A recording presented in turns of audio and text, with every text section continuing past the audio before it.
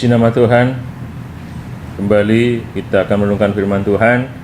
Mari kita berdoa sebelum kita merenungkan firman Tuhan bersama. Bapa yang baik, terima kasih untuk semua kebaikan yang Engkau sudah berikan kepada kami. Terima kasih untuk keselamatan. Terima kasih untuk masa depan yang kami juga yakini Engkau sudah sediakan bagi kami. Kami mau merenungkan firman-Mu. Roh Kudus akan pimpin renungan firman Tuhan di siang hari ini. Dalam nama Tuhan Yesus Kristus kami berdoa. Amin. Mari, jemaat yang dikasihi oleh Tuhan, Bapak Saudara semuanya, kita akan membaca Alkitab Roma pasal 8. Saya akan bacakan ayat 1 sampai 8. Hidup oleh Roh, judul perikop yang diberikan oleh Lembaga Alkitab Indonesia. Demikianlah sekarang tidak ada penghukuman bagi mereka yang ada di dalam Kristus Yesus. Roh yang memberi hidup telah memerdekakan kamu dalam Kristus dari hukum dosa dan hukum maut. Sebab apa yang tidak mungkin dilakukan hukum Taurat karena tak berdaya oleh daging, telah dilakukan oleh Allah dengan jalan mengutus anaknya sendiri dalam daging yang serupa dengan daging yang dikuasai oleh dosa. Karena dosa, ia telah menjatuhkan hukuman atas dosa di dalam daging, supaya tuntutan hukum Taurat digenapi di dalam kita yang tidak hidup menurut daging tetapi menurut Roh. Sebab mereka yang hidup menurut daging memikirkan hal-hal dari daging, mereka yang hidup menurut Roh memikirkan hal-hal yang dari Roh. Karena keinginan daging adalah maut, tetapi keinginan Roh adalah hidup dalam damai sejahtera. Sebab keinginan daging adalah perseteruan terhadap Allah, karena ia tidak takluk pada hukum Allah. Hal ini memang tidak mungkin baginya. Mereka yang hidup dalam daging tidak mungkin berkenan kepada Allah. Roh yang mengubah hidup atau hidup yang diubah oleh Roh. Dari pembacaan tadi Roma pasal 8 ayat 1 sampai 8, kita akan belajar beberapa hal. Saudara, ketika kita bicara tentang Roh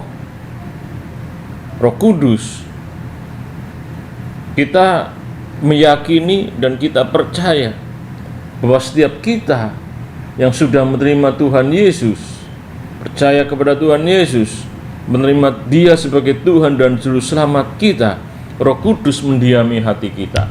Roh Kudus ada di dalam hati kita, dan pendiaman Roh Kudus itu bersifat permanen. Artinya, sekali Roh Kudus mendiami hati kita, Roh Kudus akan tetap di dalam hati kita. Dan Roh Kudus bekerja mengubah kita, mengubah hidup kita sebagai orang-orang yang percaya kepada Tuhan. Dari pembacaan tadi kita akan belajar apa yang diubahkan oleh Roh Kudus dari hidup kita. Yang pertama, Roh Kudus mengubah status hidup kita. Roh Kudus mengubah status kita. Ayat yang ke-1 sampai 2 dikatakan bahwa demikianlah sekarang tidak ada penghukuman bagi mereka yang ada dalam Kristus Yesus. Roh yang memberi hidup telah memerdekakan kamu dalam Kristus dari hukum dosa dan hukum maut. Jadi status kita diubah menjadi orang yang merdeka. Sebelumnya kita adalah orang-orang yang tidak merdeka. Kita adalah budak dosa. Karena firman Tuhan mengatakan setiap orang yang berdosa adalah hamba dosa. Kita adalah orang-orang yang berdosa dan lahir di dalam dosa. Kita lahir menjadi budak dosa. Tapi ketika kita percaya Tuhan Yesus, terima Roh Kudus mengubah status kita. Kita bukan menjadi budak dosa lagi, tapi kita menjadi orang yang sudah menerima kemerdekaan. Kita sudah dibebaskan oleh Tuhan. Jadi kita adalah orang-orang yang sudah dibebaskan. Kita bukan lagi hamba dosa. Sehingga ketika kita sadar bahwa kita bukan hamba dosa, seharusnya kita tidak lagi mengikuti perintah dari dosa sebagai Tuhan kita. Tapi kita harus mengikuti Yesus sebagai Tuhan yang sudah memerdekakan kita. Jadi saudara, saya dan saudara orang percaya, orang yang sudah dimerdekakan, bukan lagi hamba dosa. Sehingga seharusnya kita tidak lagi takluk kepada dosa. Kalau kita lihat dampak ketika status kita diubah, maka kita tidak mengalami penghukuman. Pasal 8 ayat 1. Kita orang-orang yang sudah dimerdekakan oleh Tuhan, sehingga penghukuman kekal tidak lagi akan kita terima atau alami. Karena penghukuman itu sudah diterima oleh Tuhan Yesus di kayu salib. Kematian Tuhan Yesus untuk menanggung, untuk menerima hukuman kita. Sehingga sebagai orang-orang percaya yang statusnya sudah diubah, tidak lagi menjadi hamba dosa, tapi menjadi orang yang dimerdekakan oleh Tuhan. Dan sebagai orang yang dimerdekakan oleh Tuhan, kita tidak lagi akan mengalami hukuman kekal. Artinya kita hidup dalam keselamatan kekal yang Tuhan sudah siapkan dan sediakan, bahkan sudah Tuhan berikan kepada kita orang percaya. Yang kedua, apa yang diubah oleh Roh dari diri kita? Yang kedua adalah orientasi hidup. Ayat yang kelima, firman Tuhan mengatakan, sebab mereka yang hidup menurut daging memikirkan hal-hal dari daging, mereka yang hidup menurut Roh memikirkan hal-hal yang dari Roh. Saudara, sebagai orang yang sudah menerima Roh, Roh Kudus mau mengubah hidup kita, mau mengubah orientasi hidup kita, bukan kepada hal-hal yang bersifat daging, tapi kepada hal-hal yang bersifat roh. Orientasi itu bahasa mudahnya kecenderungan, perhatian, pandangan yang mendasari pikiran. Yang paling mudah dipahami mungkin kecenderungan. Jadi saudara, kecenderungan kita diubah oleh Roh Kudus. Jadi Roh Kudus mendiami hati kita, mau mengubah kecenderungan kita. Kecenderungan yang awalnya dalam daging, karena kita adalah hamba dosa sehingga kecenderungannya daging, kecenderungannya berbuat dosa. Kita pengen berbuat baik, kita berpikir baik, tapi akhirnya yang kita lakukan adalah yang jahat. Itu kecenderungan kita melakukan hal-hal yang berdosa, hal-hal yang bersifat daging. Tetapi Roh Kudus mengubah supaya kecenderungan kita tidak lagi pada hal-hal yang daging, tetapi pada hal-hal yang rohani. Jadi Roh Kudus mengubah kecenderungan kita. Ayat yang kelima tadi dikatakan bahwa sebab mereka yang hidup menurut daging memikirkan hal-hal dari daging. Memikirkan di sini bukan sekedar memikirkan di dalam pikiran, tetapi sudah lebih terwujud dalam tindakan. Kata memikirkan di sini bisa diartikan mengusahakan dengan sungguh-sungguh, mengusahakan dengan sungguh-sungguh, atau mengejar dengan sungguh-sungguh, atau mengikhtiarkan. Jadi orang yang sudah menerima Roh Kudus, orientasinya mau diubah. Orientasinya diubah oleh Roh Kudus, kecenderungannya diubah oleh Roh Kudus.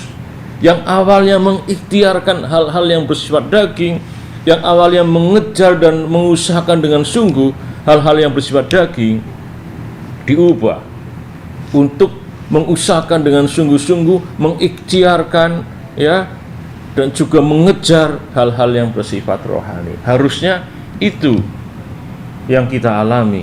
Orang yang sudah menerima Roh Kudus mengalami perubahan orientasi.